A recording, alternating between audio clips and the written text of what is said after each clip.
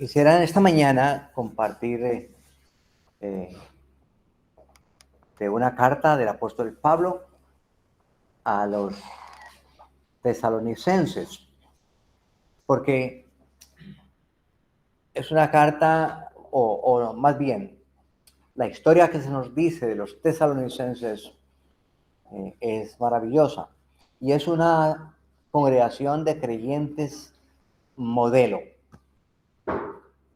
Son un ejemplo para nosotros en el día de hoy. Lo que ocurrió con ellos en sus vidas es realmente de imitar.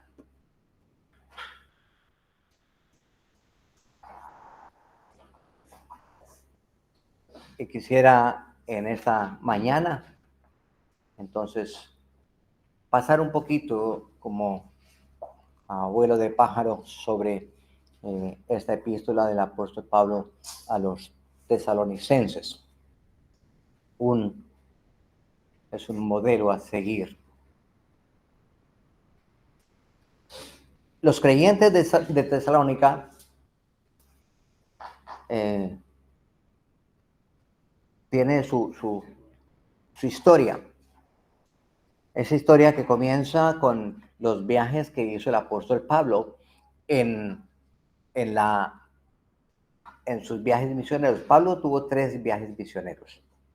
Eso lo puedes leer y es una historia al menos a mí me gusta mucho los viajes del apóstol Pablo. Están en el libro de Hechos, en el capítulo 13 hasta el 14-28 está el primer viaje.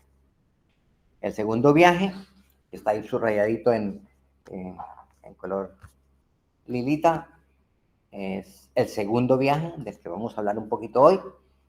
Está en el capítulo 15 hasta el 18-22. Y el tercer viaje está en el Hechos 18, desde el 23 hasta el capítulo 21. Esto para los que toman notica y les gusta investigar un poquito, pues ahí les dejo ese pequeño apunte. Filipos, en el viaje del apóstol Pablo, en el segundo viaje, la otra diapositiva, ¿sí? Ahí tienen esa fue la ruta que hizo el apóstol Pablo. Muestra Jerusalén, pero realmente no fue desde Jerusalén que comenzó, sino desde Antioquía. Ellos estaban reunidos en Jerusalén, hubo un concilio y estaban discutiendo algunos asuntos en cuanto a doctrina, y luego entonces partieron para Antioquía a decir, esto es lo que hemos acordado, así es que se van a hacer las cosas en la iglesia. Y estaban allí y los hermanos les pareció bien que entonces salieran de gira. Y el apóstol Pablo entonces salió de gira misionera. Bueno, la palabra misionera no está en la Biblia, ¿eh? Fue a hacer evangelio, a compartir la palabra. Es que eso de los títulos, eso cada vez se va haciendo como más extravagante, ¿no? Es que hoy se escucha hablar de los apóstoles y de los no sé qué y de los no sé cuántos. Dejemos los títulos.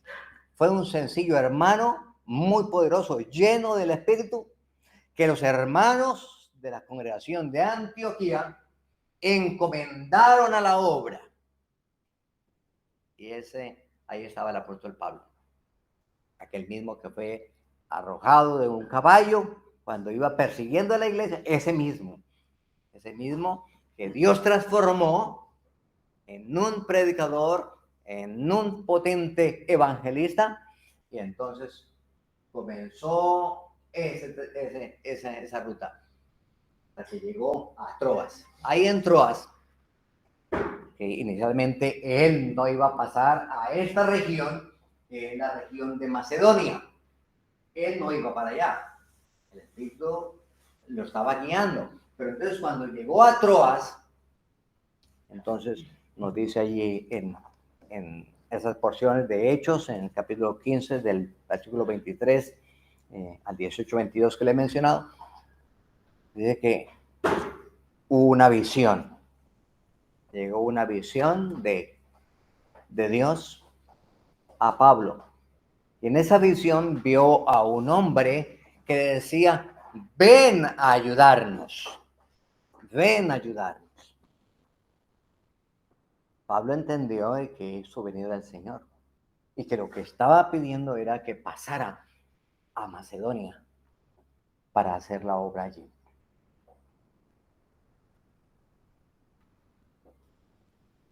Así comenzó ese trabajo. Veámoslo en Hechos, capítulo 16. Dije que iba a hablar en Primera de Tesalonicenses y los he mandado a Hechos, pero es que es necesario saber qué pasó cómo fue que se estableció esta congregación. Hechos capítulo 16, versículo 9.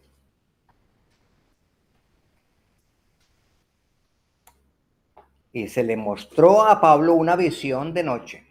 Un varón macedonio estaba de pie rogándole diciendo, pasa a Macedonia a ayudarnos. En el mapa hemos visto, él estaba en Troas, pasa a Macedonia porque tenía que cruzar el mar Adriático y llegar a Macedonia. Pasa a ayudarnos. Cuando vio la visión, enseguida procuramos partir para Macedonia, dando por cierto que Dios nos llamaba para que les anunciásemos el evangelio.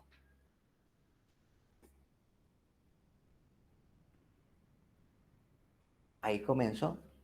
Pablo entonces no llegó directamente a Tesalónica, sino que llegó a Filipos. Y el hombre que vio en la visión no resultó ser un hombre, fue una mujer, llamaba Lidia. Y allí entonces con esta mujer, que iba con otras mujeres al río a orar, entonces Pablo comenzó a enseñarles y de esa manera se comenzó la obra en Macedonia. Comenzó en Filipos. Allí se estableció Pablo, estuvo un tiempito, estableció una asamblea en Filipos, por eso tenemos la carta a los filipenses, porque luego les escribió a los de Filipos, se llama la carta a los filipenses. De allí de Filipos entonces pasó a Tesalónica. Tesalónica, por decirlo de alguna manera, era la capital de Macedonia. Y Macedonia era una colonia, era una provincia romana. En aquella época, Roma era la potencia. Ese era el que iba conquistando regiones, muchas regiones, y entre esas había conquistado Macedonia. Es lo que hoy conocemos como Grecia. Eso era una provincia romana. Y la capital de esa provincia era Tesalónica. No se llamaba inicialmente Tesalónica. Eso se llamaba Terma. Era como el Orense de aquí de España. Saben que el Orense es la capital de las aguas calientes aquí en España. Hay fuentes calientes termales hasta casi en el centro de la ciudad. Cae agua caliente. Pues esta ciudad, que se llamaba Termas por las aguas calientes que tenía, entonces vino un general romano que tenía una linda esposa y en honor a ella, entonces, y se llamaba esa esposa, se llamaba Tesalónica. Pues quiso bautizarle a esa ciudad, cambiarle el nombre de Termas por el nombre de su esposa. Y de allí entonces salió el nombre de Tesalónica. Hoy existe esa ciudad, no se llama Tesalónica, se llama Salónica solamente. Es la segunda ciudad en importancia en Grecia actualmente. En aquella época era la primera ciudad. Era la capital de Macedonia, era de la colonia romana Por lo tanto, se regía por los principios romanos. Y aunque Roma tenía una estrategia en su conquista, Roma no imponía la cultura de ellos, ni las costumbres, ni sus deidades las imponía. Inmediatamente conquistaba a alguien, sino que hacía un trabajo. Despacito, despacito, se iba metiendo hasta que los volvía 100% romanos. Eran muy inteligentes y de esa manera pudo conquistar grandes reinos y muchos querían ser romanos y entonces no se oponían en sus conquistas. Fue muy sabio, fueron muy astutos. Y en Tesalónica, pues entonces pasaba esto. Ya cuando Pablo fue, ya eran muy romanos. Por lo tanto, tenían deidades, adoraban a cuanto Dios se les ocurría. Vivían en una vida de paganismo terrible. Inmoralidad sexual, a más no poder. Era una ciudad muy corrupta. Y allí llegó Pablo. Pero había una sinagoga de judíos.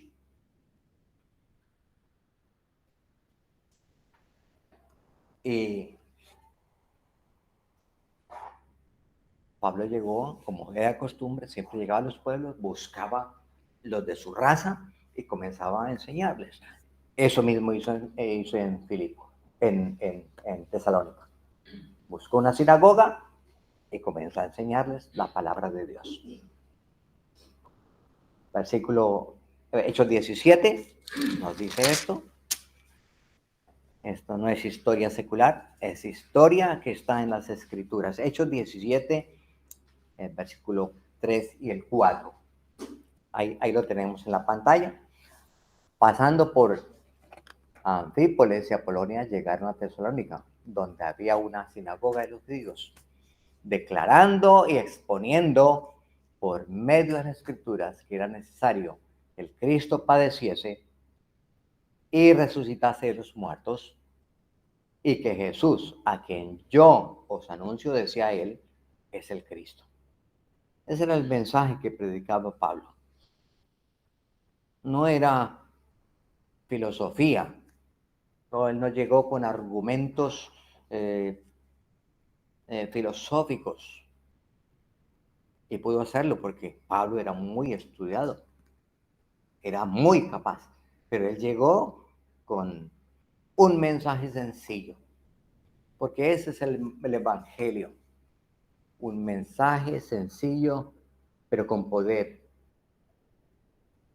que penetra hasta lo más profundo del ser humano. Ese es el mensaje que el apóstol Pablo predicó. ¿Cuál era? Que Jesucristo vino a este mundo, padeció, murió, resucitó de los muertos y que Él es el Cristo, o sea, el Mesías. Y ese mensaje de poder dice que, y algunos de ellos creyeron y se juntaron con Pablo y con Silas, y de los griegos piadosos gran número, y mujeres nobles no pocas. Mujeres de la nobleza, ¿sí? Habían los señores y estaban los nobles. Pues esas mujeres de los nobles, gente adineradita,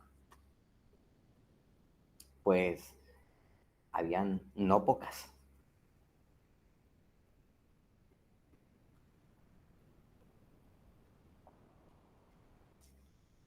Qué mensaje tan sencillo, pero con tanto poder.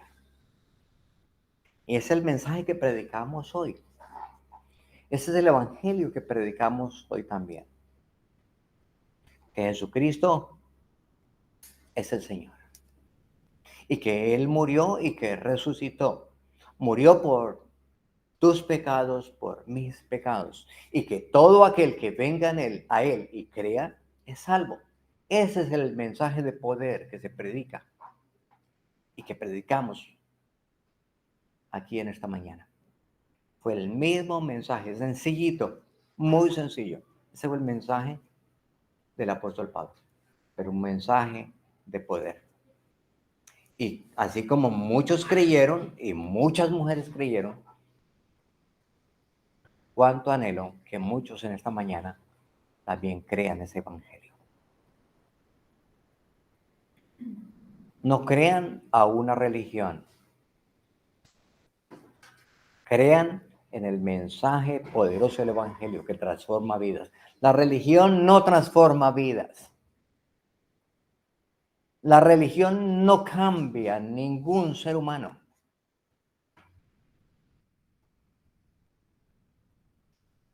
La religión, como bien dijo Marx, la religión es el opio del pueblo. En ese sentido, él tiene razón. Marx tenía razón.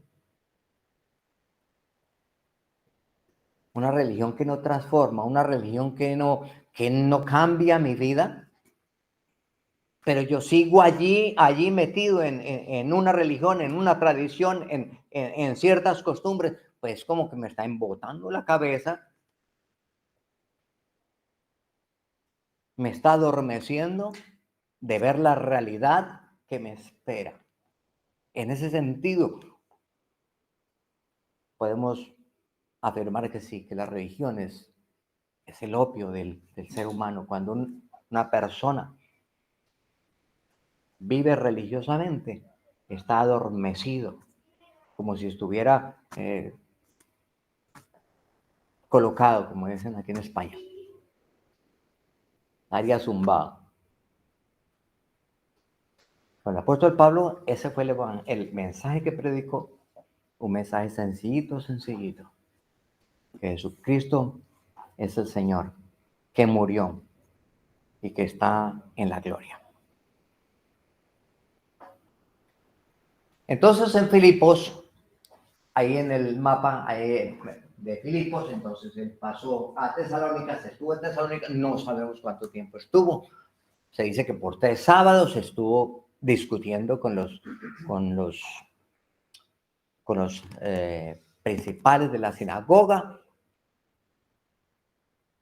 Realmente la palabra no es discutir, porque eso suena como a yo expongo lo mío y tú expones lo tuyo y al fin no se ponen de acuerdo. No era eso, era más bien que se reunían y él escuchaba los comentarios de ellos en cuanto a la ley y él se las explicaba por 3 sábados.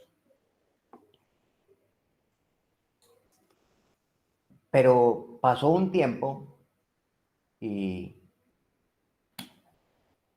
al apóstol Pablo querían lincharlo. Ya a los judíos no les gustó mucho que la gente estaba cambiando.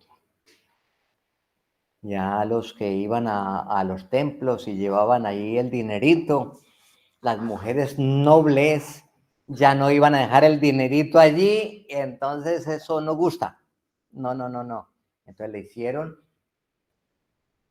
la persecución al apóstol Pablo. Entonces los hermanos le dijeron, pues, lo sentimos, pero lo amamos, pero es mejor que te vayas. Y entonces dice que fue hasta Berea.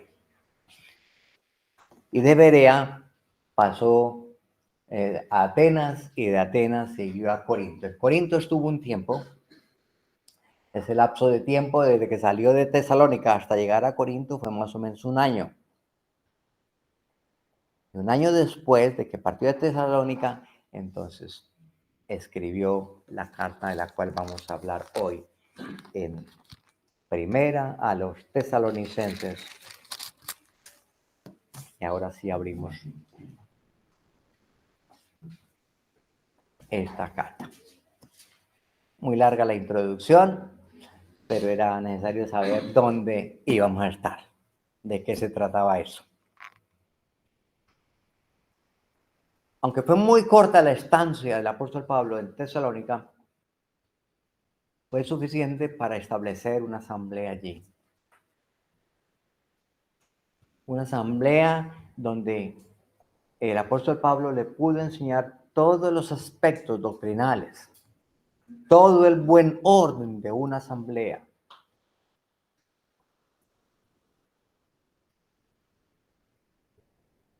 Y comienza la carta diciendo Pablo, Silvano y Timoteo a la iglesia de los tesalonicenses. Es interesante que Pablo no se cuelga la medallita él, pone a otros a su lado, al igual, a la par que él. Pablo, Silvano y Timoteo. Si Pablo no hubiera mencionado a Silvano en esta carta, hubiera pasado desapercibido. Pero fue tan importante Silvano como lo fue Pablo y como lo fue Timoteo. Y así es la obra del Señor. Tan importante es un creyente como el otro.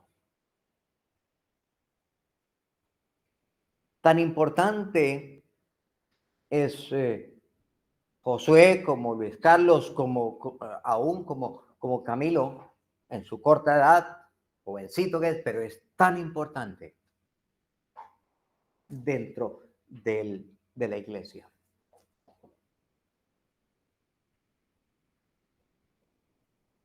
Y pensando de esa manera, en la importancia, en la responsabilidad y en el compromiso que cada creyente debe tener, debe ser muy serio. Que cuando venimos a los pies del Señor, Él nos convierte en sacerdotes, en siervos útiles. Y capacita a cada creyente con dones. Y esos dones implican responsabilidades dentro de la iglesia local. Y esto debe ser tenido en cuenta, sobre todo aquí en la asamblea, en esta congregación que es naciente, que está formándose, que está creciendo, que cada uno sienta el rol en el que Dios le ha puesto. El viernes pasado una hermana pedía orar porque se levanten hombres capacitados para enseñar, para ayudar en la obra. Decíamos el viernes que no sean solamente hombres, que sean hombres y mujeres dispuestos a desempeñar el rol en el cual el Espíritu Santo le ha colocado con su don. Eso sí, no se meta a hacer algo que el Señor no le haya llamado. No se meta a hacer algo en el cual usted no tiene la capacidad de Dios para hacerlo, es decir, no ha recibido el don. Porque va a ser un fracaso. Pero sí, Dios le ha capacitado, le ha dado el don, adelante. Eso hay que hacerlo. Hay que actuar. Hay que obrar. Hay muchas funciones en las cuales las hermanas son muy útiles. Muy útiles. Ustedes no saben lo útiles que ustedes como mujeres son dentro de la congregación. Hermanas, ustedes son más útiles que el que se para aquí a predicar. Porque ustedes, el rol que juegan, el papel que ustedes desempeñan como figura materna es tan invaluable. Es invaluable. Hay muchas hermanas que se reúnen en otras congregaciones que dicen, es que allá no nos gusta porque es que allá no nos dejan hacer nada. ¿Cuán equivocadas están? Hay tanto por hacer. Que la obra del Señor no solamente enseñar la palabra aquí en público. Hay muchas otras cosas. Ahí tenemos una hermana. No está parada aquí, delante de la asamblea, pero está haciendo un trabajo tan importante. Yo recuerdo mis profesoras de escuela dominical, las recuerdo con cariño. El esfuerzo que hacían por enseñarnos la palabra, por enseñarnos los libros de la Biblia, por enseñarnos muchos versículos que aún los recuerdo, que ahora si me pongo a memorizarlos ya el disco duro ya está lleno, ya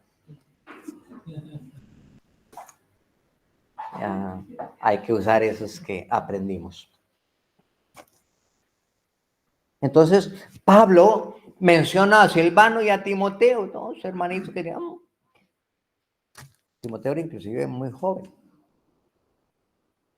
pero es importante y está mencionado aquí con esa razón. Bueno, veamos el versículo 3. Este versículo 3 es un versículo muy importante. Yo diría que entendiendo este texto, podemos entender la primera carta y la segunda carta de Tesalonicenses.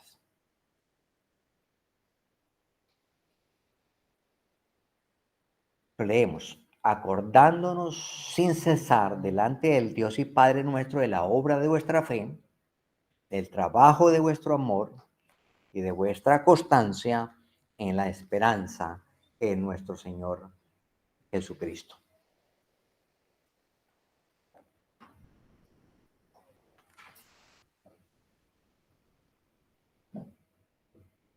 Acordándonos sin cesar delante de Dios Padre nuestro de la obra de vuestra fe. ¿Le das a la otra? La obra de vuestra fe, al trabajo de vuestro amor y de vuestra constancia en la esperanza en nuestro Señor Jesucristo.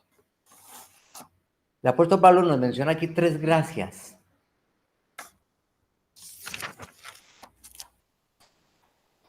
Tres gracias que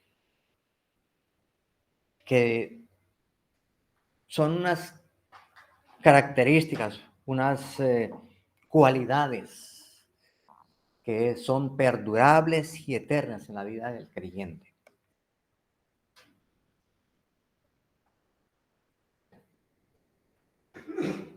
Fe, amor y esperanza. Pero eso suena como muy abstracto. Si alguien le pregunta a otro, bueno, defíname el amor.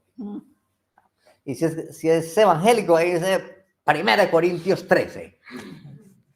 Ahí está la definición del amor. Pero explíqueme, ¿qué es eso?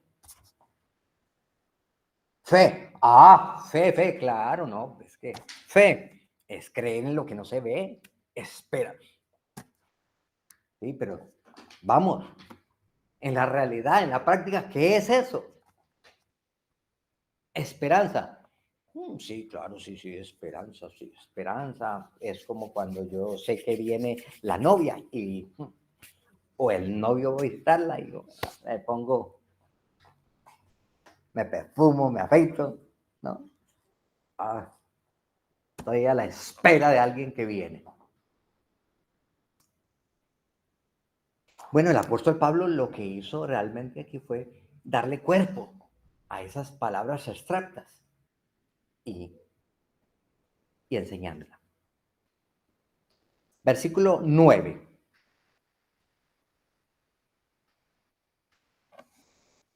Porque ellos mismos cuentan de nosotros la manera en que nos recibisteis y cómo os convertisteis de los ídolos a Dios.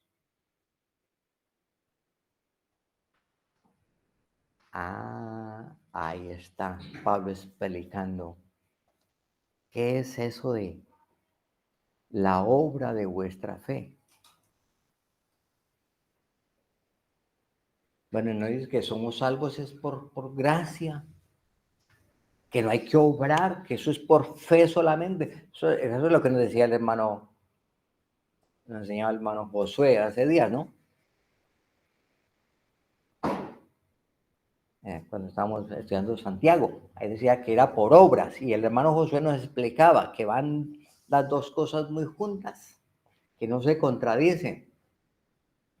Pues aquí el apóstol Pablo está diciendo exactamente lo mismo. La obra de vuestra fe.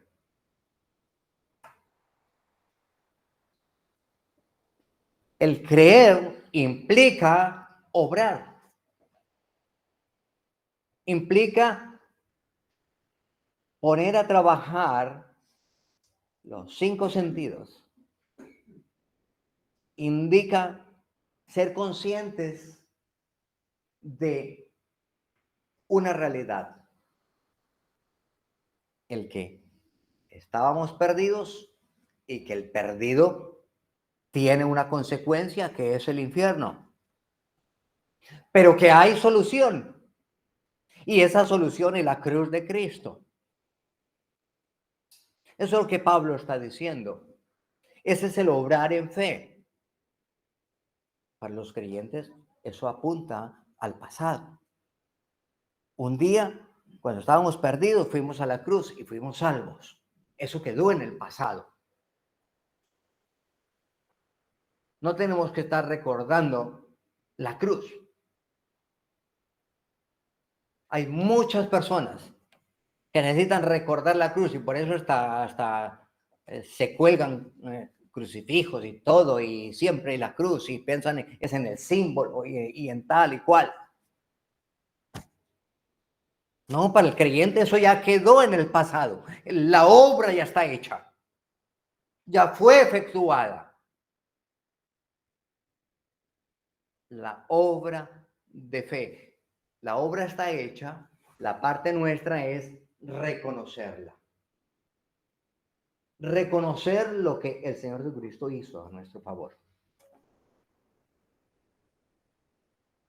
Eso es el pasado. Pero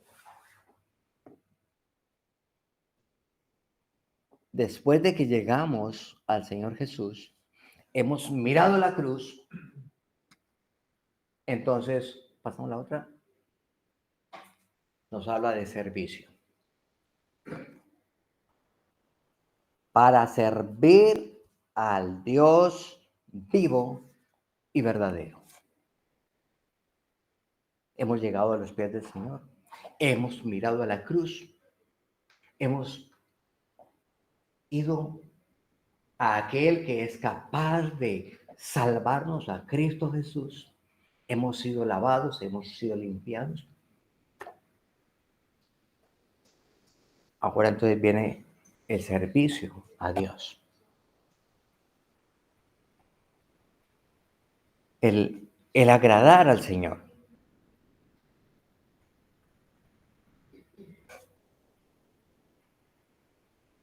En cuanto al servir a Dios, a veces, en cierta manera, hasta presionamos de una manera incorrecta. No, es que usted tiene que venir a todas las reuniones, es que usted tiene que leer la palabra, es que usted tiene que orar, y es correcto, es bueno hacerlo. Y eso está bien.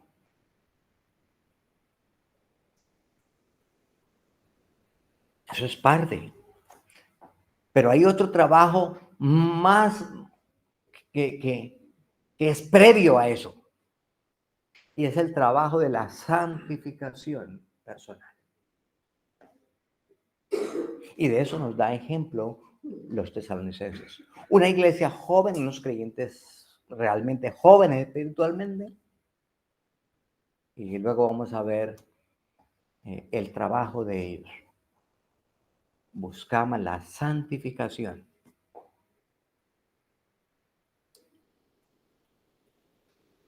¿Y saben por qué?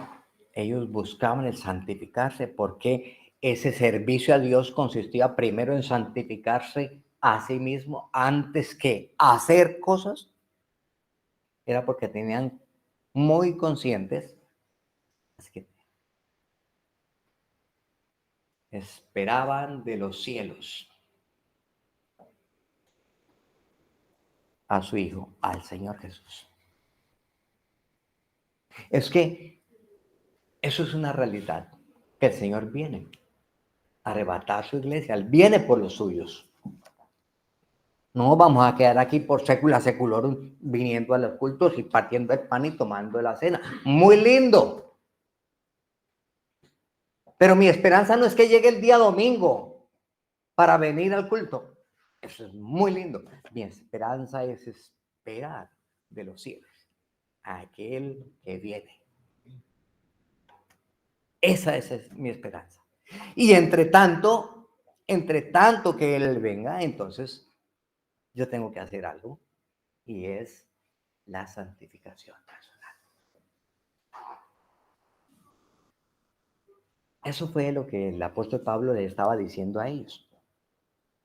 Si comparamos el versículo 3 con el versículo 9, entonces lo entendemos.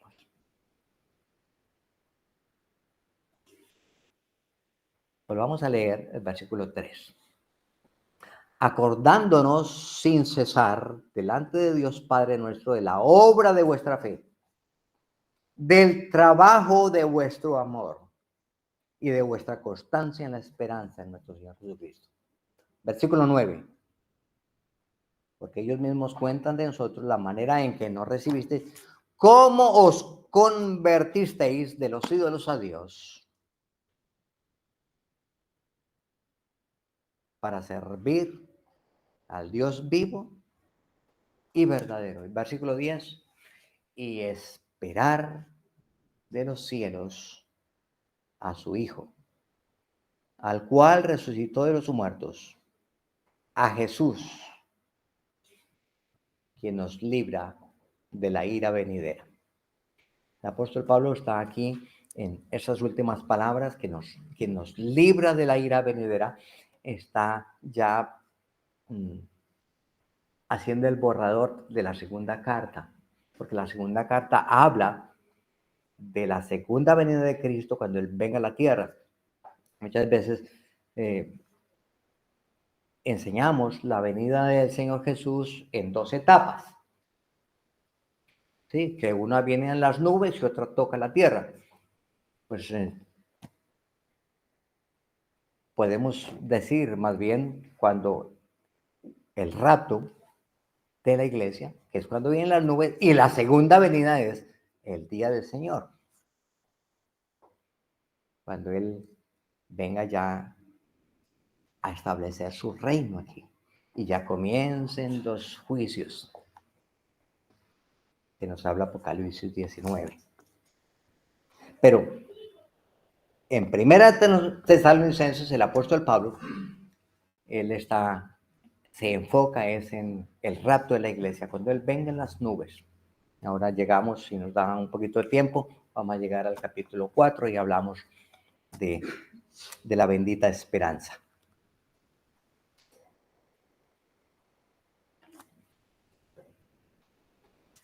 Vemos entonces, veamos una cosa, un contraste que hay entre 1 Corintios y 1 Tesalonicenses 1:3.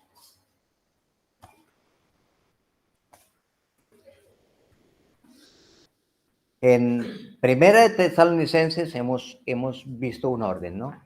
Fe, amor y esperanza.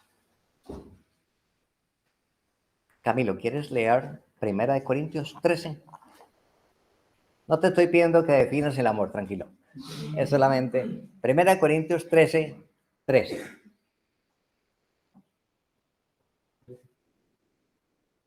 Y ahora permanece la fe, la esperanza y el amor. Estos tres, pero el mayor de ellos es el amor. Gracias, Camilo. ¿Han visto? Fe, amor, esperanza. Y en Corintios, ¿cómo está el orden? Son los mismos tres elementos, pero difieren en el orden, ¿verdad? Para una razón, ¿no? ¿Sí? Habrá una razón. Pero en cierta manera ya lo hemos dicho. hemos ido a la cruz, nuestros pecados han sido perdonados, estamos en Él, somos de Él, la obra de fe. Y como hijos de Dios, pertenecemos a la iglesia, ¿verdad? Yo soy parte de la iglesia. Y cada creyente es parte de la iglesia, no solamente nosotros. Cada creyente, cada uno que ha reconocido que Jesucristo es el Salvador y que es el Señor, Él en su gracia lo introduce en la familia espiritual que se llama la iglesia. Y Él prometió venir por su iglesia. Juan 14, ¿qué dice? En la casa de mi Padre muchas moradas hay. Yo voy a preparar un lugar para vosotros. Si así lo fuera, yo no lo hubiera dicho. Pero vendré y os tomaré a mí mismo. Porque yo quiero que donde yo estoy, vosotros también estéis. Eso lo dijo el Señor Jesús. O sea que ese es nuestro lugar. Esa es la esperanza que tenemos. Y eso debe animarnos. Eso debe motivar nuestros corazones a agradarle más, ¿no?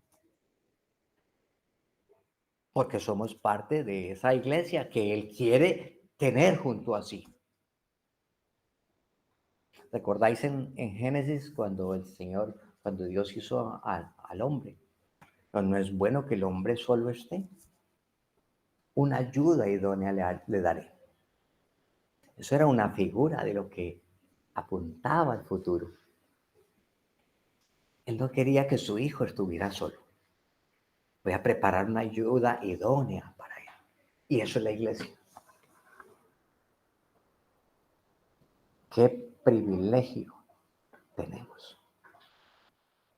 Somos una parte muy importante para el Señor. ¿De dónde salió la mujer para Adán? De su costado. ¿De dónde salió la iglesia? De su costado. Qué amor, qué inmenso amor el del Señor. Somos entonces suyos, le pertenecemos.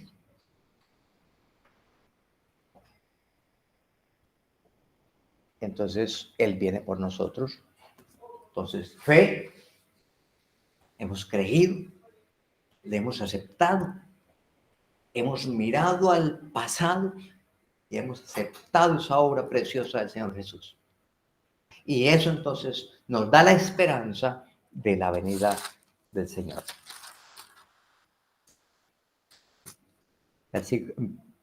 Capítulo 4, leámoslo solamente un poquitico. Versículo 4 y versículo 13. Tampoco queremos, hermanos, esto pensaba en esos días con la muerte de María Ostra, María, como le decimos en Colombia, porque no sabemos pronunciar en holandés, pero sabemos que es la mamá de Elizabeth. Los que tuvimos la oportunidad de conocerla a ella y al hermano Antonio, pues sí que el que haya partido, pues en cierta manera nos afecta y pensar cuando cantamos los himnarios, en los himnarios colorados estos, pensar que ellos trabajaron fuertemente por más de 10 años en la corrección de ese himnario. Y esos himnarios que usamos, eso fue obra del trabajo del padre y la madre de Elizabeth. Un duro trabajo. Y como orábamos en aquella ocasión, hace 15 días, por la hermana Elizabeth y por los otros dos hermanos de Elizabeth, ellos están gozosos. aún los nietos. Yo hablaba con Cristina y Cristina me decía, no, pues tenemos paz, tranquilidad, estamos contentos de que la abuela se haya ido, porque está con el Señor. Pero después decía, se siente el vacío. Hay dolor. Claro, que cuando alguien parte, queda el dolor. Es normal. Como creyentes, nos entristecemos. Claro, si alguien parte, nos entristecemos, nos duele. Eso duele. Y los que tenemos ya nuestros padres ya muy mayorcitos, mi mamá, en el caso de mi mamá, que ya son muchos años. ¿Cuántos? Ah, no, 86. A mí me paró el reloj cuando llegó a 84. Sí, porque cuando tenía 84 años, ella está viva de milagro. Yo fui supuestamente al entierro de mi madre. Ya me llamaron, ya mamá no se vuelve a levantar. Y si se levanta va a ser un vegetal. Pero lo más seguro es que ya parta. Si puedes venirte, vente, que en este momento todavía está conociendo. Cuando llegué ya no conocía a nadie. Estaba en coma. 15 días en la UCI. Con un respirador artificial. Yo sabía que el Señor se la iba a llevar, pero a mí me daba dolor. Pero a mi madre ahí, claro que me daba dolor. Ah, se va con el Señor. Sí, pero me duele. Los médicos decían que ya no se levantaba. El neurólogo, yo hablé con el neurólogo y me dijo,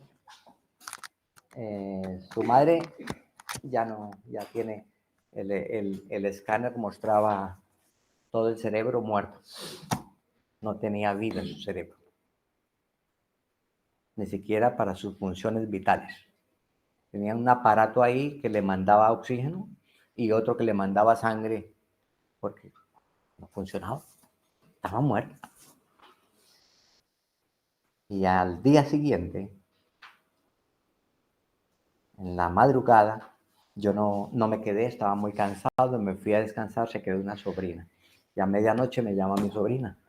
Yo, tío, véngase que la abuela ha despertado.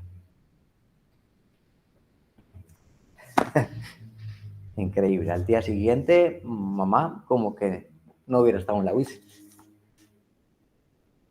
Pasó el neurólogo, era profesor de la universidad, iba con todo su séquito ahí de estudiantes y pasó por un lado, la señaló como quien dice, esta es un vegetal y le dijo, médico, ayer me dijo de que si se levantaba mi madre era un milagro, ahí tiene el milagro.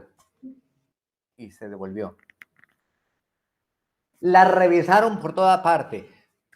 Nos sacaron a todos los familiares y se quedó con todo el grupo de estudiantes allí. No sé qué hicieron, en todo caso, estaban aterrados. Pero yo digo que a mí se me paró el reloj, el calendario en esa fecha. Ella está viendo extra. ¿Por qué? No lo sé. Dios tiene planes. Dios tiene planes. Yo creo que una de las razones que tenga mi mamá todavía con vida es porque las oraciones de las madres son poderosas. Y yo sé que ora por sus 6 hijos, sus 20 tantos bisnietos y nietos que tiene, no sé cuántos tienes, y sé que ora por todos ellos, con su edad, a su edad. Y se acuerda de los detalles más pequeños de Jonatán. En estos días Jonatán le pidió que orara por una situación. Y pasado como un mes, volvió y le preguntó, ¿qué tal aquello? Ya tuvo respuesta. Yo sigo orando. Una abuelita que recién sale de la UCI, que está viva de milagro, pero esa es la función. Hermanas, ¿no tienen ustedes responsabilidades y un rol para hacer? Claro que sí. Claro que sí. Y a los varones nos duelen cuando las hermanas parten. Y yo sé que a Carlos le ha dado muy duro que su suegra haya partido. Pero aquí está el apóstol Pablo escribiendo estas palabras. Mire, versículo 13. Tampoco queremos, hermanos, que ignoréis acerca de los que duermen para que no os entristezcáis como los otros que no tienen esperanza.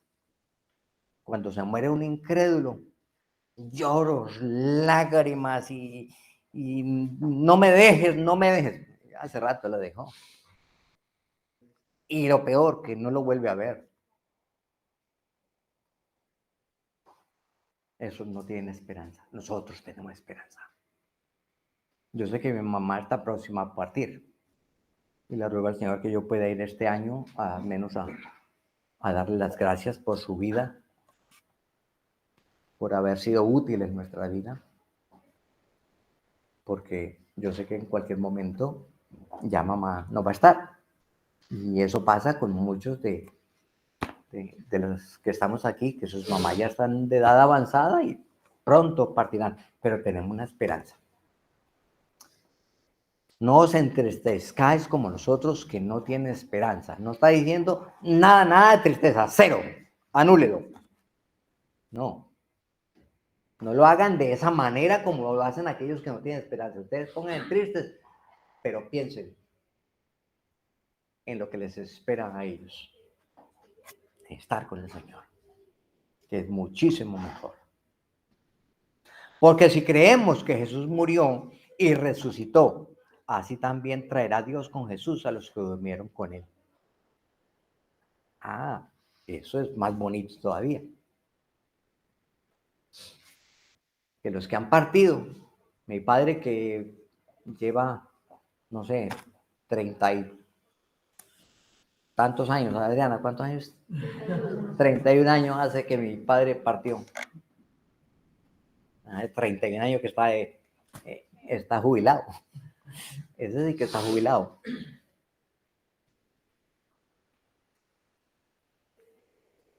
Se fue a los 61 años de edad. Tenía la edad que yo tengo. Joven. Pero tampoco tenía pelo, ¿eh? Pero él vendrá con el Señor. Él vendrá con el Señor. El papá de Josué vendrá con el Señor. Eso no es una esperanza. Eso no debe alentarnos como creyentes. Es que esto aquí son minucias con lo que nos espera. Es maravilloso lo que tenemos por delante. Ahora, mi esperanza no es ver a mi papá. Y lo amo, aunque no está con nosotros. Porque lo recuerdo, no hay ocasión que no haya la oportunidad de mencionar a mi padre. Porque aún me acuerdo de las pelas que me daba. Sí, y las agradezco. Porque lo hizo con amor. Me corrigió cuando yo me estaba torciendo. Y se soltó el cinturón y me dio.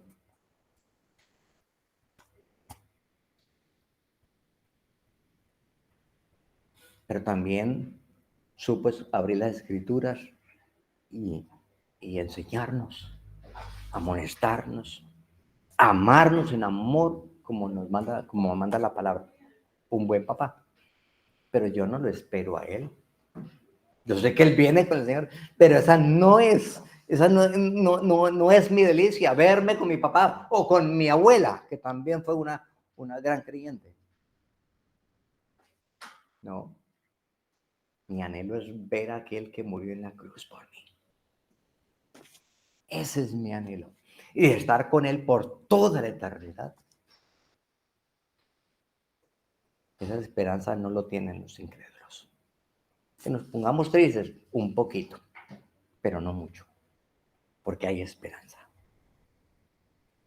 Por lo cual decimos esto, versículo 15, en palabra del Señor, que nosotros que vivimos, que habremos quedado hasta la venida del Señor, no precederemos a los que durmieron, porque el Señor mismo, con voz de mando, con voz de arcángel y con trompeta de Dios, descenderá del cielo, y los muertos en Cristo resucitarán primero. Luego nosotros, los que vivimos, los que hayamos quedado, seremos arrebatados juntamente con ellos en las nubes, para recibir al Señor en el aire, y así estaremos siempre con el Señor. O sea que, ¿cómo es el panorama?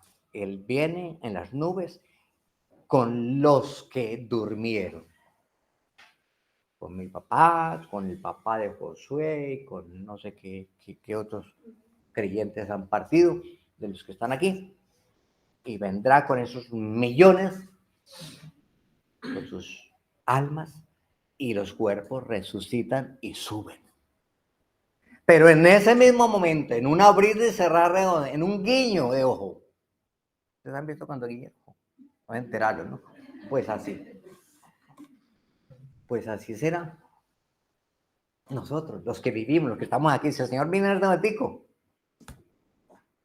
tú y yo seríamos transformados a la imagen de aquel que viene por nosotros. Esa es la última perfección. Ahora estamos en un trabajo de amor. Estamos en un trabajo de amor por aquel que murió por nosotros. ¿Cuál es ese trabajo? Tratando de ser como su hijo, tratando de ser como aquel que murió, tratando de ser como el mismo Señor. Ese es el trabajo. Esa es la responsabilidad nuestra. ¿Y cómo lo hacemos? Buscando la ayuda del Espíritu Santo, porque solos no podemos. Y si usted puede, pues deme la formulita porque...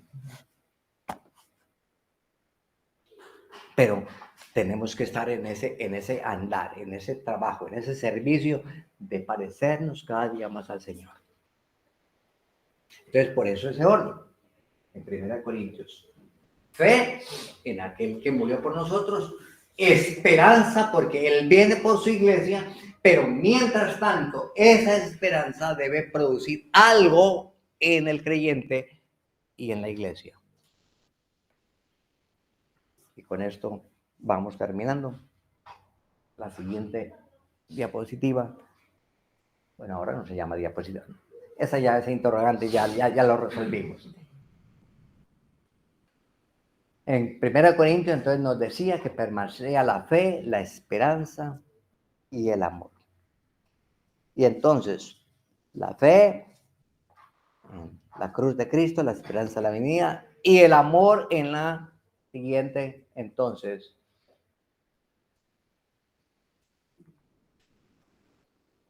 por amor había un trabajo constante en sus vidas. ¿Cuál era ese trabajo? Amor unos para con otros. En el capítulo 3 y el versículo 12.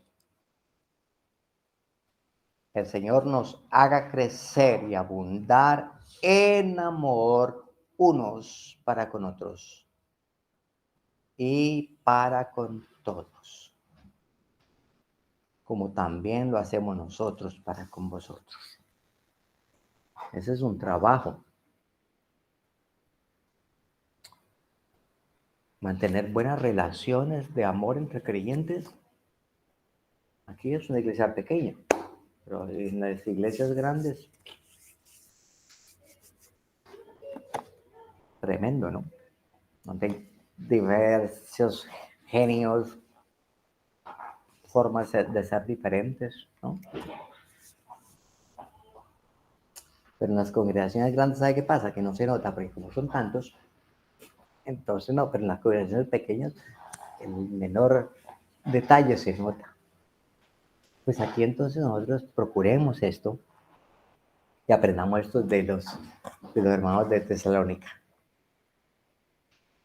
Trabajar en amarnos unos a otros.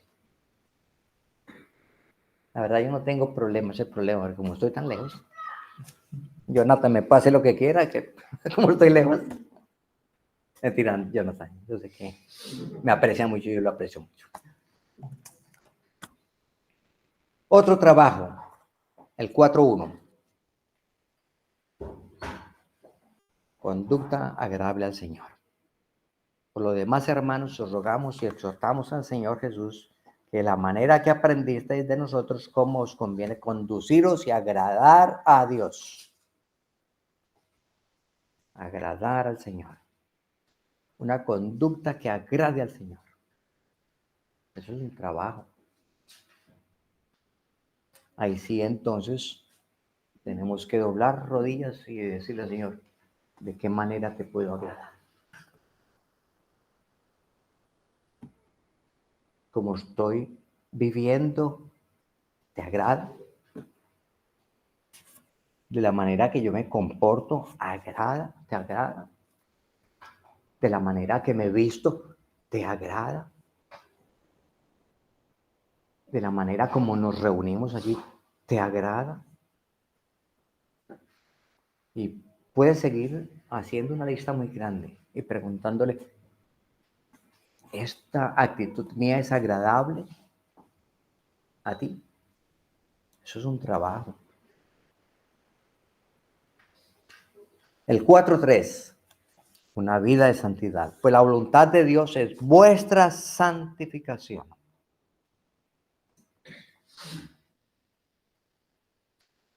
Una vida de santificación que dice que os apartéis de fornicación. Una vida de santidad sexual.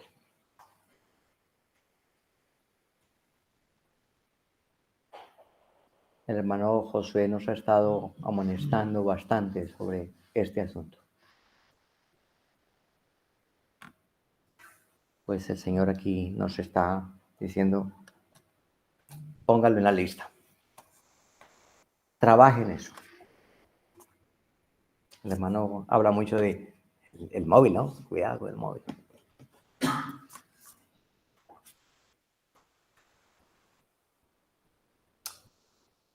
Santificación en la vida sexual, en el aspecto sexual. Jovencitos que están en época de noviazgo, cuidado.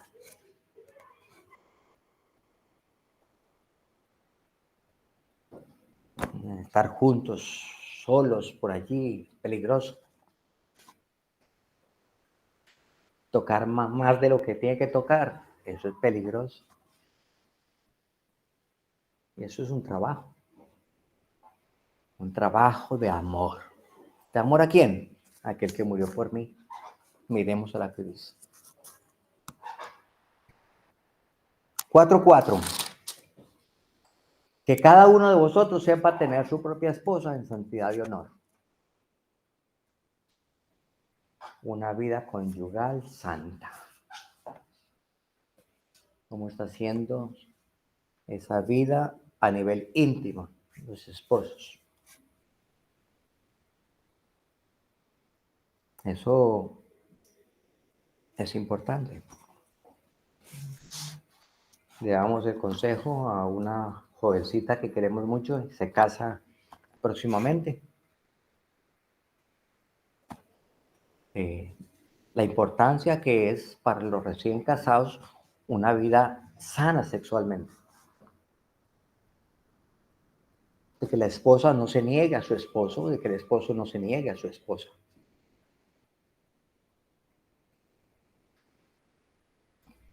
De eso, en los matrimonios jóvenes depende muchas situaciones dañinas. Cuando la esposa, es que tengo migraña, es que tengo dolor de cabeza. O él, no, es que llegué muy cansado, me tocó pegar mucho ladrillo. Entonces, hoy,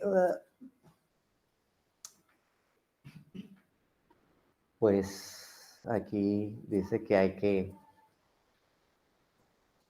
tener una vida conyugal santa en ese sentido. Y en todo lo que tenga que ver con relaciones de pareja. 4.6. Que ninguno agravie ni engañe en nada a su hermano. Agraviar es dañar el honor del otro. Es que fulano me dijo.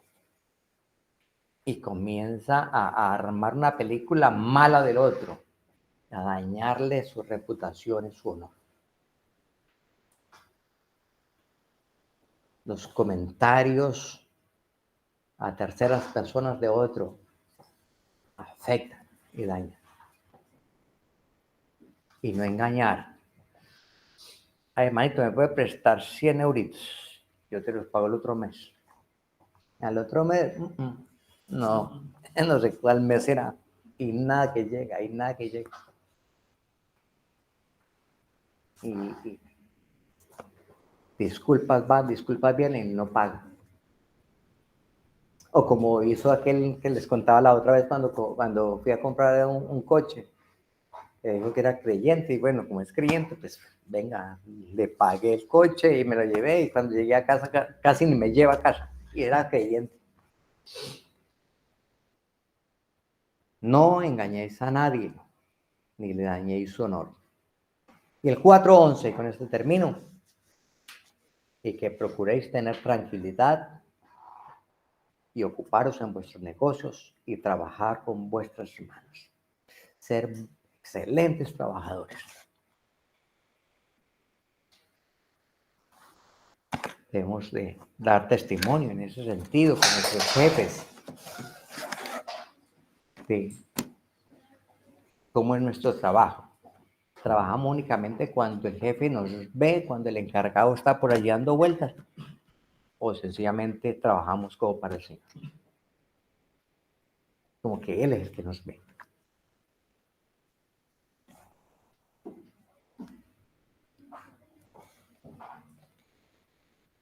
Debemos entonces trabajar en estas cositas. Hay más mandamientos, hay unos 22 mandamientos aquí en Primera de Tesalonicenses, en vista de la venida del Señor. Pero he resaltado estos. Con eso ya tenemos bastante trabajo, ¿no? Yo creo que con 2 de esos nada más ya tendríamos bastante. Pero versículo 18 nos dice que debemos alentarnos unos a los otros con estas palabras. Debemos animarnos unos a otros, versículo 11. Versículo 22, debemos abstenernos de toda especie de mal.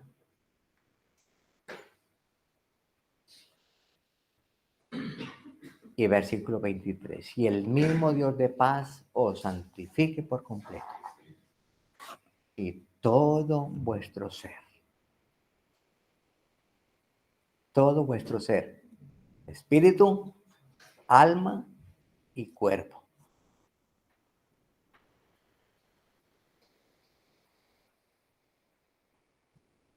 Somos tripartitos, tenemos espíritu, tenemos alma y tenemos cuerpo, y cuerpo, espíritu y alma deben ser guardados y irreprensibles para la venida de nuestro Señor Jesucristo. El Señor nos ayude en esto que es un trabajo, pero un trabajo de amor. No va a ser gravoso. Los mandamientos, dice la Escritura, que los mandamientos que Él nos da no son gravosos, no nos hacen daño. Por el contrario, nos hacen bien. Aprendamos entonces de estos hermanos de Tesalónica, que ya no están. Vendrán con el Señor. Vendrán con el Señor. Pero está escrito aquí para los que hemos quedado, para los que estamos aquí hoy. Y que harto que lo necesitamos. Vamos a orar.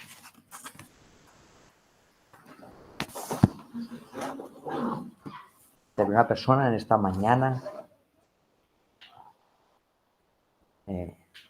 siente la necesidad espiritual de venir al Señor, si nunca ha arreglado cuentas con Él, si nunca ha mirado la cruz,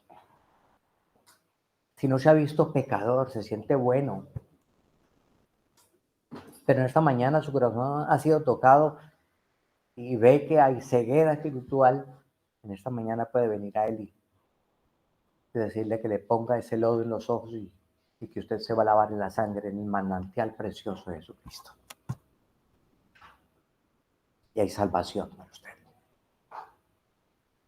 O si hay alguien que tiene dificultades en muchas áreas, en la área de familia, como esposos, es tiempo de reconciliar. Y el Señor está con los brazos abiertos en esta mañana.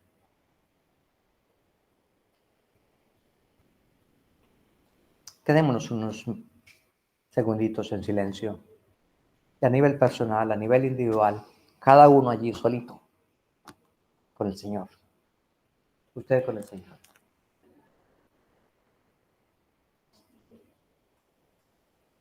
Dígase lo que Él le escucha. Coméntele su situación. Él tiene todo el poder. Hoy cantábamos, hay poder. Hay poder.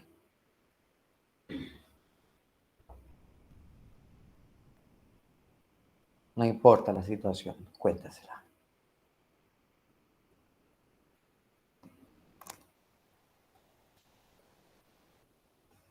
Sí, Señor, gracias, gracias, gracias por tu Espíritu que toca nuestros corazones, nuestras vidas. Y gracias porque tu sangre preciosa, la sangre de tu Hijo, es efectiva hoy. Y podemos acudir a ti.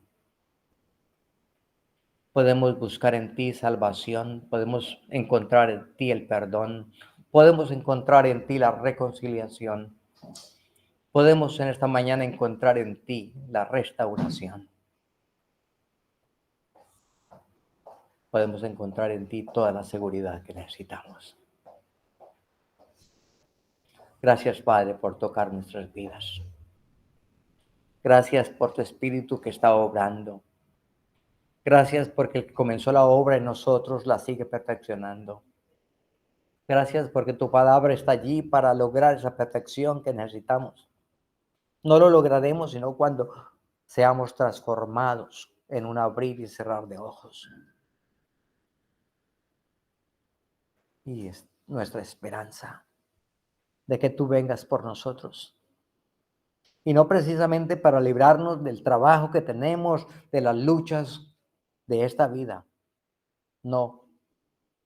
Nuestro anhelo de que vengas es para ver a aquel que nos amó, nos amó, nos amó.